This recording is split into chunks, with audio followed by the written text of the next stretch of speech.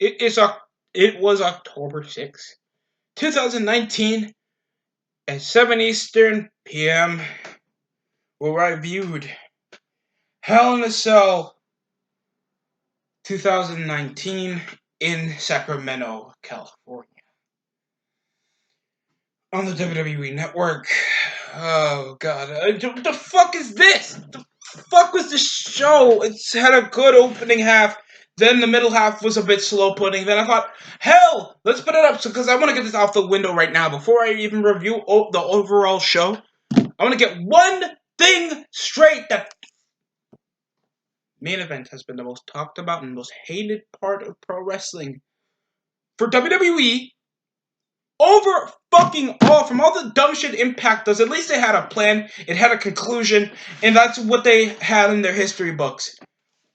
You had fans tossing trash at Seth Rollins, shouting AEW, and fucking off through the event because they know how piss poor the whole entire segment of the match was. And I've been through a lot of pissy finishes in my life. But a DQ in a Hell in a Cell match for your premier repackaged star to come out looking strong for the majority of the entire event, taking out a huge-ass mallet, having no-sold almost every arsenal of Seth Rollins, just so we can make Rollins strong. It looks like McMahon was confused the entire fucking event. Ah!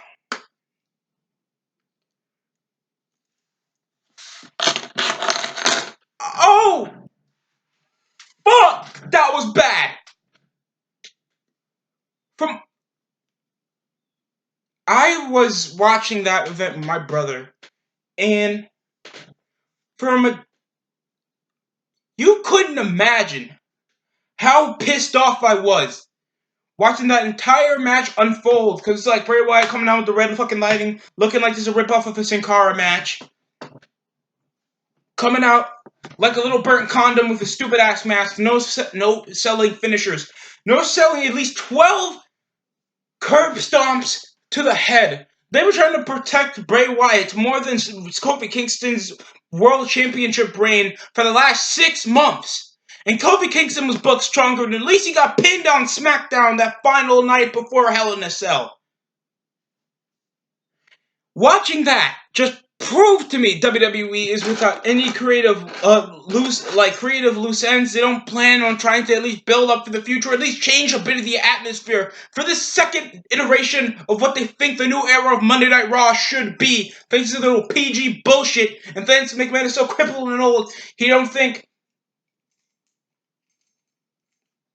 fuck, I think I should actually do something fucking different instead of make these bland-ass paper mache goddamn baby faces that have no unique charisma. And the last guy that was actually a popular baby face is making more money in like a few weeks than most of my main roster, except Roman and somehow Jinder Mahal. It scares me. It scares the living piss out of me that this is how they think. They were okay with having a DQ finish. It's something as going off the walls, giving Bray Wyatt a chair shot. Mind you, he did have a mask on, so that could at least soften up a bit of the damage. He got hit with the ladder. He got hit with the fucking... Oh, God, he got hit with that stupid mallet. That was iterizing the match when Bray Wyatt was given control and Rollins was kicking out of some of the finishers. And I thought, okay, fine. If you wanted to make Rollins look completely astonished that Bray Wyatt's no-selling all this crap, why not just give him the belt? But if you want to keep Rollins as champion for at least, Survivor Series, or at least, the Crown Jewel, why not get some outside assistance coming from Harper and fucking Rowan? Oh, but now they're trying to make Rowan a main heel. Like that worked before when you made Luke Harper go out on his own with his Intercontinental title. And guess how that is? That didn't go out well back in 2014. And now it's 2019. Bray Wyatt came from being a world champion for only a month to being a DQ finish in a Hell in a Cell match.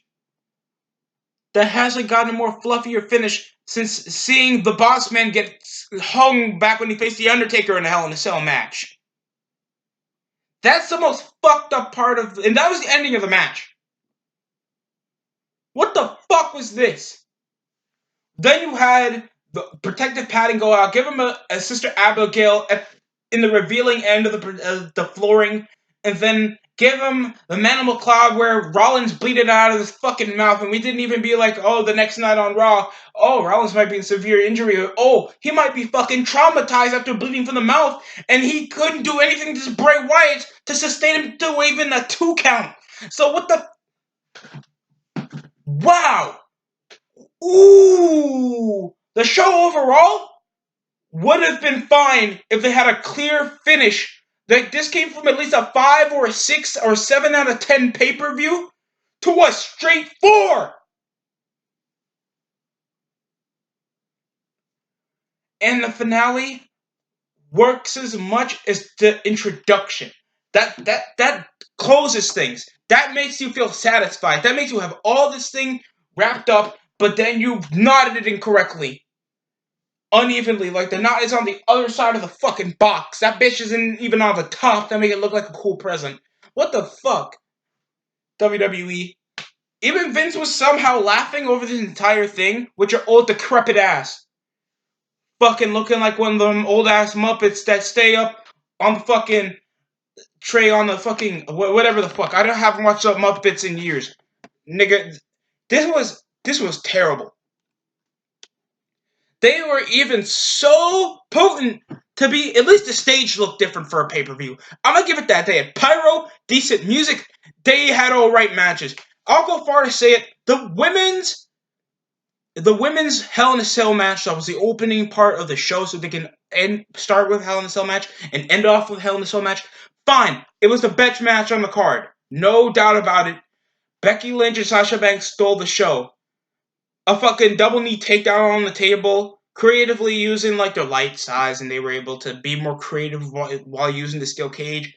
Becky Lynch going guns a-blazing immediately with Sasha Banks before the even Hell in a Cell cage closed. Every part of their match was hatred, anarchy, and it had a complete finish with Becky Lynch hitting the disarmer right on Sasha Banks. So that was a good way to open a show. There was kickoff where there was at least one match on the show. I don't think they have the Cruiserweight title being defended, shockingly. I think that's the first ever time I think they had kickoff without opening the kickoff show with the Cruiserweight Championship on the line. They usually do that, but thanks to 205 Live, it's rumored to be canceling soon, and maybe that might be coming after a SmackDown. I can understand why, and this is still an ongoing feud with Lacey Evans and Natalya, but Natalya wins. But Lacey Evans loses again the next night on Raw in a last women's standing match. Yet the last women's standing match was a bit more entertaining than the match we had here at Kickoff. It's just a few roll down submission moves. It must have been the move before the next night because I don't think she did a moonsault outside. Lacey Evans was trying to think that she is amazingly gifted. That she is, but she's working with somebody as short and as stunted as Natalya. So obviously the match was a bit more underwhelming than you think. Then they ended off with a promo involving Mustafa Ali. I'm sorry, I'm supposed to call him Ali now, but a man has a full name for the start of his career coming to the main roster, so I'll call him however I fucking please. Do not correct me. If you will, do whatever you want. I'm not going to read it, or I'm just going to look at it and like it to begin with, because I don't really care that much about your opinion. But if it's something I got genuinely wrong, I'll quote you on the next video. I'll shout you out, and I'll make sure I won't make that mistake again. But something as minuscule as a full name being your pet peeve, I won't give a fuck. I won't care. This show was every part. This was Hell in the Cell. And the cell was my house, and the hell was watching this on the network for several hours. Oh, God. They had Randy Orton just bring up something about his career, something. Randy Orton just had a reason to be on pay-per-view because they had barely any matches built up. The New Day didn't have a match. Braun Strowman just was into a 6-man tag with the OC against the OC with the Viking Raiders, because the Viking Raiders are the most constant shown on TV, so they had the 6-man tag. Not with Ricochet, not with the guy that's been feuding against Styles for the last several weeks for the United States Championship with Cedric Alexander. It's just Braun Strowman so we can get a cheap pop. And they didn't even bring up Tyson Fury after what the fuck he did on Friday. Oh, man. So there's some positives, at least, in all this. The opening start of the show wasn't that bad. There was also the Randy Orton against there was a Daniel Bryan and Roman Reigns tag team tornado match against Eric Rowan and Luke Harper. And it was decent enough. They had some pretty good moves. Of course, double missile drop kick. Eric Rowan. There was a miss of there was a counter off. I think he was trying to choke slam him on the table, but then Roman Reigns came and spear. I think it was Rowan or Harper. It was decent. It was just a cheap pop, and they were only doing that for such a minuscule storyline as somebody nearly ending the life of a man. That's your top star in the company, and they ended off a weak note as just a cheap way to make Daniel Bryan babyface again after he lost the WWE title back in April. So whatever they were doing with Roman Reigns completely flashed out the water just for a heel turn, for a reason for Rowan to have more screen time on TV. And they're just cheaply making these feuds conclude just because the draft is coming up like this Friday. It was a nice little set piece when Daniel Bryan wanted to hug instead of shake hands as a reference to the little thing he had with Team Hell No. So it was pretty nice. That was one of the more positive set pieces. Then there was Randy Orton versus Mustafa Ali. And Orton, it was alright. And they came with an RKO out of nowhere. Decent shoulder tackle. Yeah, it wasn't that much. I didn't get to watch this match completely, and this was just made because Ali had no screen time. Somehow Nakamura, the guy that he was beating the shit out of, I don't know why he did not issue a championship opportunity. Elevated DDT. We know how gifted Ali is, but Jesus Christ, this is not tell any story. This doesn't display anything. This was just an impromptu match because they know they have no build up for this entire show. And you know that. You know that already. So what's the point? Next up was the Women's Tag Team Championships on the line with the Kabuki Warriors facing off against Alexa Bliss and Nikki Cross. In a pretty well done move, they wanted to make Asuka and Kairi Sane heel. It works. Spoken a bit of Japanese. A good counter is kicking out the hands. They were, using the corner a lot more frequently. Nikki Cross using that little apron thing just so it can pump along, and then Alexa Bliss came to assist. That was nice that they were building up a bit more chemistry. And then the green missed out of nowhere by Asuka, and then ended it out with her kick. Good finish into the match, surprise, and that looked like an instant mainstay for somebody as Asuka. How come every Japanese wrestler has to use the green mist? I know Jushin Thunder Liger uses it now because he has a different alter ego. Of course, Tajiri, a longtime fan favorite, back on the SmackDown brand, and of course the invasion angle and one of the more positive comedic reliefs. Tajiri used to use the green mist a lot. The Great Muta, well, he used red mist, totally different. And now Asuka uses it. And somebody as interesting as her, I think it fits her character perfectly. It was a nice finish and it was a surprise. But even by me, it was a good tag team match. Enjoyable, fast-paced till the end, and really hard-hitting, so I'm going to give them that. Then they had the Viking Raiders face off against the OC, and I think this is when the show kind of paced down a bit. Because it was just a reason for Braun Strowman to have some screen time and for the United States Championship not to be defended. And this was a match. This was like a Raw match. You could literally put this on Raw, nothing would change. But they know they wanted to save Raw for Tyson Fury and Braun Strowman after what happened on SmackDown, so whatever. Came with a no-sell phenomenal forearm. Braun Strowman came with a huge sucker punch. We know. Paid to a seat that came from both Viking Raiders. It was nice, got some offense in, and then it ended off DQ where the OC just came on and tried to gang up on Braun Strowman. It ended off DQ. Then it came off with Strowman, Styles trying to assault most of the Viking Raiders, and then he got a huge sucker punch to the face, and it was really hilarious because as much as Styles doesn't have the greatest personality in the world, he knows when to make stuff entertaining, and you gotta give him that. Even though I think he peaked back in 2017, Styles is still one of the favorite things you can see in the ring and entertainment-wise. That's at least what he can do. And him getting like, oh, he got knocked the fuck out, and they had to drag him into the ring, kind of fumbling around. It was actually pretty entertaining, so I'm gonna give him that. Of course, they had the SmackDown Women's Championship. I think that was right after. No, they had a few more relevant matches that made no sense. Even though I think they ended. Jesus Christ, this show got a really slow, weak point, man, when I tell you this. Because, like, even though the six-man tag was alright, I think it dropped down because I don't think nobody wanted to watch these matches. There's Baron Corbin facing off against Shorty Gable. They literally touched Shorty Gable. I'd rather just call him gay.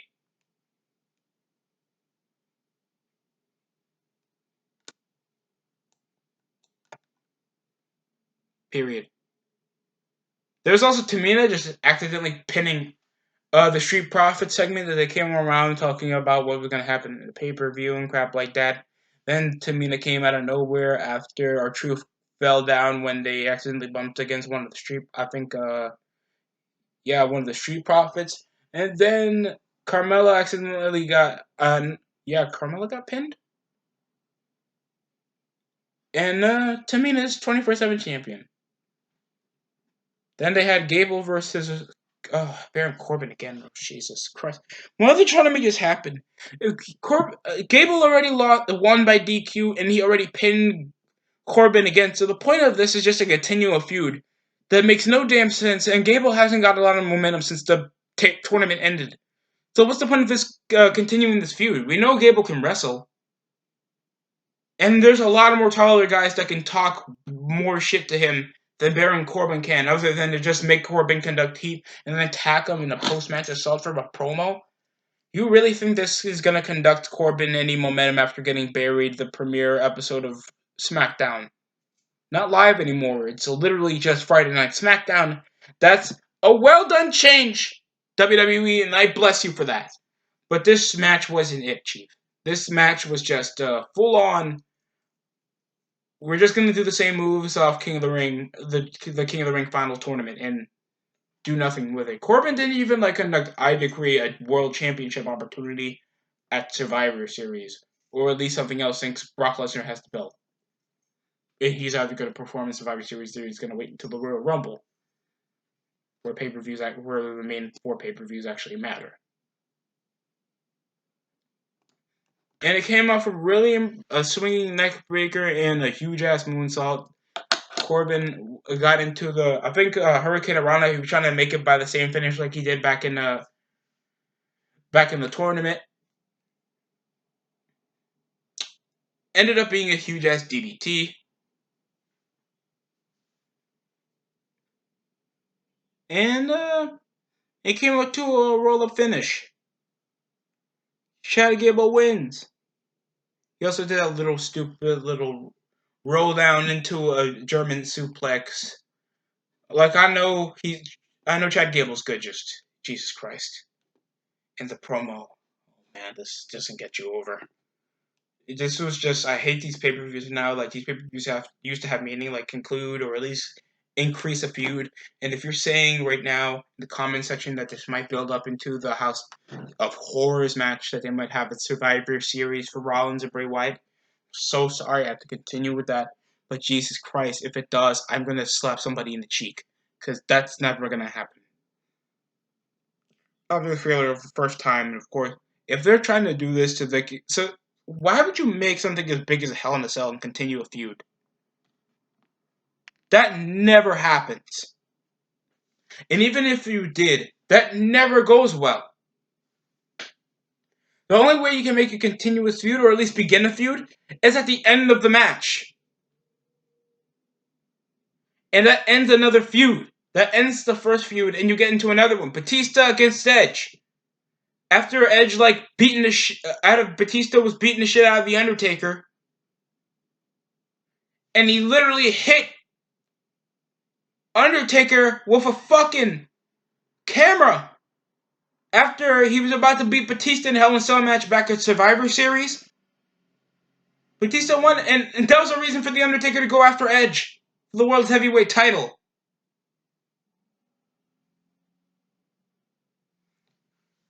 Oh, God, that's just an example. That's just an example. That's just a fucking example. And even if it does, like Triple H versus Mick Foley back at No Way Out 2000. Mick Foley was only in a fatal 4-way match, and he didn't even win that match. It was still Triple H. And then he just continued in the bigger superstars. Mick Foley was done at the company, done wrestling that time. He was like a commissioner at that time. Up to bigger, better things. The Rock still feuded with Steve Austin, Kurt Angle, The Rock. In that 1 year. Now we got Rollins in a Hell in a Cell match, and you're telling me he's still going to continue feuding with Bray Wyatt come the next big pay-per-view, and they didn't even show them off what happened during their effects at this Hell in a Cell match, completely no-selling something as big as a Hell in a Cell match. You couldn't even be like, hey guys, well, I survived the Fiend, but I didn't beat the Fiend. I did not slay the Fiend, Queen. Those robotic ass things, other than I couldn't beat him.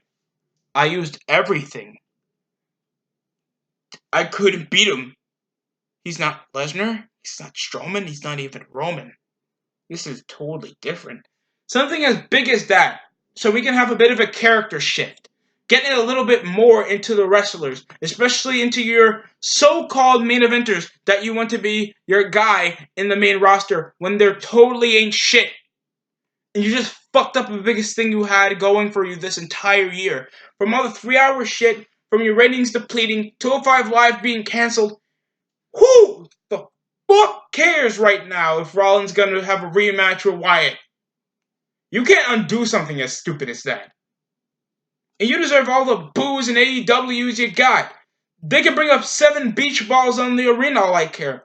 You guys deserve all the heat you get for this entire month. And that might not even end until the end of the year because of how fucked up that thing was. There was also Bayley facing off against Charlotte for the SmackDown Women's Championship. It got another faultier finish. Well, it wasn't really a faultier finish. Came off a moonsault. Using a free under the rope, top second rope. A few rest holds. This match was really bland. Thanks. We know Bayley can barely wrestle that much unless she got somebody as good as Sasha, Charlotte, or Becky, Asuka, or anybody else better than her.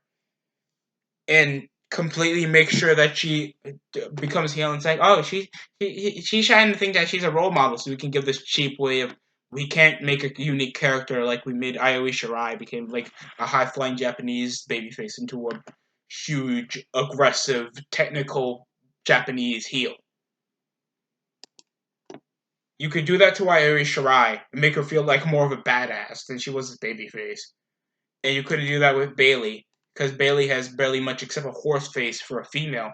And literally the basic wrestling maneuver as a kid's first time customizing a wrestling and wrestler on 2K19 and making a moveset. The show gets a 4 out of 10. It had a great Hell in a Cell match. The women's tag team match was pretty entertaining. I did not like the impromptu matches they were using. I did not like how they wanted to end off these feuds in such a short note. The DQ, it was such a heat magnet. And obviously one of the most hateful things you might see about this year. That my Rant video of WWE 2019 will have a lot more shouting than it did back in 2018. I'll promise you that. That's a big-ass promise.